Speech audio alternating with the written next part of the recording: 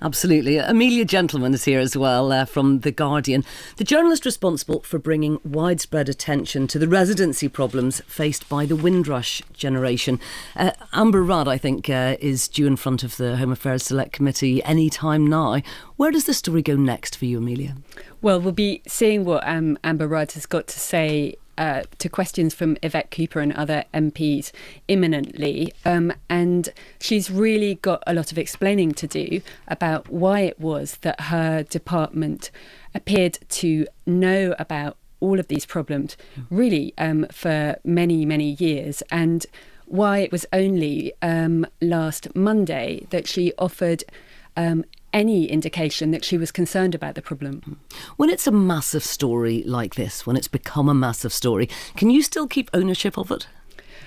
Well, I've been working really night and day for the last 10 days. So I suppose that's all I'm thinking about at the moment. But in a way, I don't really want ownership of it. I want everybody to be interested in this because it's a massive, massive scandal. Oh, well, we'll come back more to that later on in the programme. George Ruddock is also here, managing editor of The Voice. The tagline for The Voice is Britain's favourite black newspaper. George, you're a weekly title and tomorrow is your publication date, so Thank you very much indeed for coming in today. What's your front page story this week? Well, our front page story will focus on the fact that the petition has grown so much in terms of numbers. And I think the campaigners behind all of that is now saying that there should be more. This is the Windrush story. Yes, the Windrush story. And that there should be more, even go as far as maybe amending the Immigration Act or something to take this into account and make sure that future generations of Windrush people are not affected.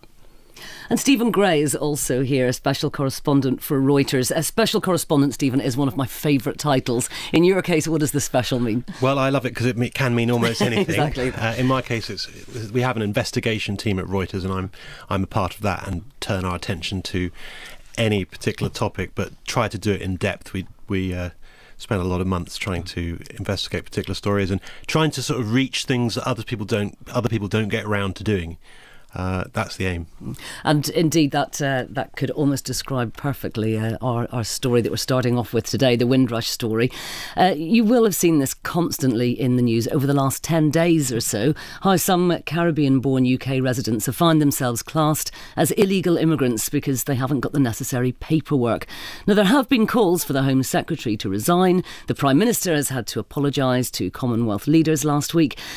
And it's largely because of the determination of one reporter, Amelia Gentleman at The Guardian. Amelia, tell me how you first came across this story. It was at the end of October. I had an email from a relatively small charity in Wolverhampton called the Refugee and Migrant Centre. And they were very worried about a woman who they'd been helping for a while, a woman called Paulette Wilson, who arrived in Britain from Jamaica when she was 9, over 50 years ago, has lived in Britain all of her life, worked for a while in the House of Commons, serving in the House of Commons canteen, and who in the past 18 months, I think, had been told that she was an illegal immigrant, had been asked to report monthly at a Home Office reporting centre, and who finally, at her last reporting at this centre, had been taken by officials to Yarl's Wood, which is a really notorious immigration detention centre. And just before they emailed me, she'd been taken from Yarl's Wood to another immigration removal centre by Heathrow ahead of being taken back to Jamaica, a country where she has no surviving relatives and which she hadn't visited in 50 years. So they were very anxious. The reason why they emailed me is because I'd visited them, I think a couple of years before, when I'd been in Wolverhampton writing about the constituency there ahead of the 2015 election. It's a very interesting constituency because it's the Enoch Powell Rivers of Blood place. So I kind of met the small charity. And you ran with that story. Yes. So by the time I met Paulette, she had been released actually very quickly after I had the email. Her MP got involved and she was at the last minute released before she was deported. I met her and her daughter about a few days later, And although she'd been released, she hadn't had an apology. She was still being asked to report to the Home Office, and she was still being told that she was liable for detention.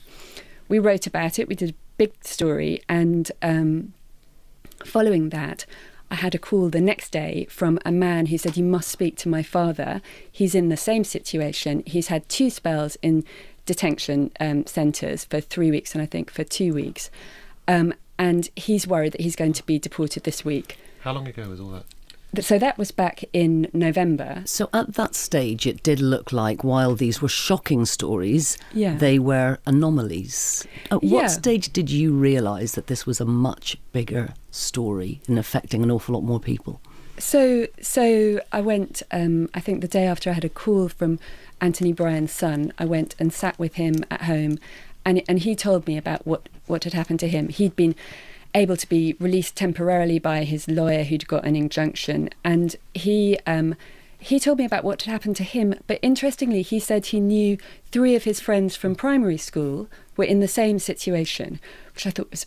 They hadn't been sent to detention centres, but one was kind of living under the radar in hiding because he didn't want to have to sort out his passport problems. Another of his friends had been sacked from his job. So because suddenly this looks like there's a lot more traction to this story. In just amongst his friends he knew. But I went to MPs and I went to immigration charities, and there was a kind of recognition that there were a few cases like this beginning to happen, but mostly people said, well, they're quite weird things. It's probably a result of the hostile environment policies, but we don't really know what it is. George, just looking through the Voices archives, I can see that you'd reported on similar cases even a few years ago. Yep. But of course, you just don't have the resources to put a reporter on a story like this and leave them at it, do you? No, that's certainly true, because we're a weekly newspaper with a much smaller staffing. But in terms of stories like that, yes, occasionally we do have, we came across those type of stories, and we have been reporting on it. We've even gone as far as even reporting about someone who have gone back to the Caribbean, who was retired and deciding that they want to come back here to visit family and friends, and they came across the problem over there. Yes, and so those are the so we were picking up on those as well. You've been reporting, you've been doing this kind of campaigning reporting for the 35 years that the paper's been in existence. For example, you reported on Stephen Lawrence's murder and the issues that it raised long before some of the major daily newspapers picked up on it. Yeah. Do you ever get the sense that a story isn't really a story until, say, The Guardian covers it, at which point television picks it up? Right. Well, I mean, that's the interesting thing that our newspaper do, is that we certainly pick up on these what we call stories which are just under the radar, and once the national papers get onto it, it certainly helps that whatever that story is, and it helps to bring public awareness to it, and certainly.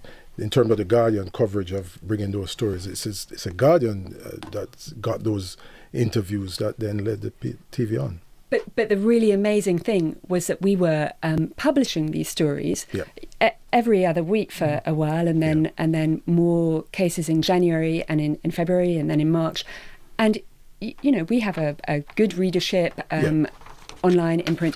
And yet there was still no political pickup, and actually not that much pickup generally. Our readers were furious. We had a huge amount of response from people who were reading the stories. But in terms of political traction, really perhaps no more than... So, Amelia, what was it? I mean, we had the Commonwealth Heads of Government meeting here last week. What was the tipping point that really made this story into what has turned into quite a crisis for the government? Well, there were a few things, but I think one really significant thing was that I spoke to high commissioners from the 12 Caribbean nations. Last Sunday, I wrote a piece...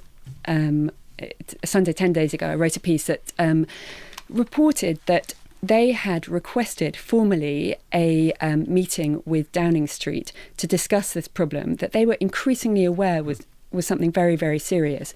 And Downing Street had said that there was no time during the Commonwealth Heads of Government meeting, and that it wouldn't be scheduled.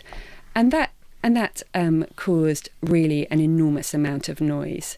Then we quickly followed it up with another story about how large numbers of landing cards from the Windrush generation had been destroyed, and that came because a Home Office whistleblower had got in touch because they'd read all of the Guardian pieces. So, Cristina, you're watching this story obviously before you covered it. You obviously know what's in the Guardian every day. Yeah. At what point do you decide that this is a story that merits Sky News getting involved? I think it's when the institutions get involved. And I think for us, it was exactly that. It was that story, the idea that you had all the heads of government from the Caribbean countries in this country, and Downing Street couldn't find time to see them, which If they're not doing that, then you think there's maybe something to hide, or they want it to go away, and it's not going to go away. So I think it's fair to say it kind of became more of an issue for us when the institutions were involved, and that is something that national network or newsrooms like Sky, we have a very broad field that we have to cover,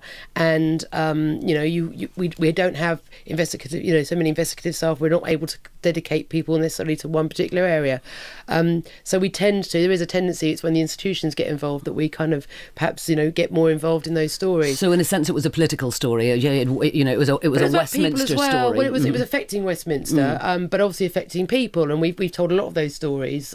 We found ourselves, and people have contacted us, and it's like with all these things, you get one case study and then you get contacted by more and more. But I think it's a real example, just to pick up on a couple of things. The role that the Voices play, the role that newspapers with certain audiences play is really important. That's why I'm a passionate defender of local newspapers, because they get the grassroots, and organisations like the BBC News or by Sky or ITV or whatever, they can't compare with that grassroots stuff. And it's like you got that story because you covered something else 2 or 3 years ago, and that kind of contact with people is really important. And we've tried to make we've made a real conscious decision actually at Sky that actually we need to get out from Westminster. We need to get out and go and find people's stories. Yeah, because is it a valid criticism of not just Sky at all, but ITN and BBC, that we sort of wait until a story is a big story on the front page of one national newspaper and then more before actually it's covered? It's very typical with investigative reports. I mean, I used to work on the Sunday Times as well before joining Reuters, and when you do investigative reporting, you do tend to kind of work away on a subject, badger away about it, and there just suddenly comes a takeoff point. Often an official reaction, often when it crosses into the popular market, maybe the Daily Mail picks up on it, suddenly it's not just coming from one end.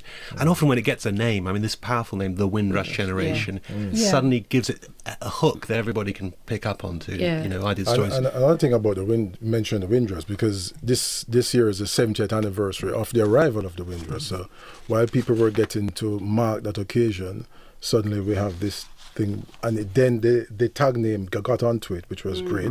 The Windrush generation immigration issue. But I just want to mention another point that Amelia that helped trigger it last week. I think also because 140 MPs signed a petition saying that the Prime Minister should deal with this. I think that's what also triggered the change. That's absolutely true. Yeah. That there was then a kind of coming together of politicians like David Lammy, who'd been very uneasy about this, and then all of the work of various different immigration charities like the Joint Council for the Welfare of Immigrants. All of that suddenly came together to put enormous pressure on the government. Amelia,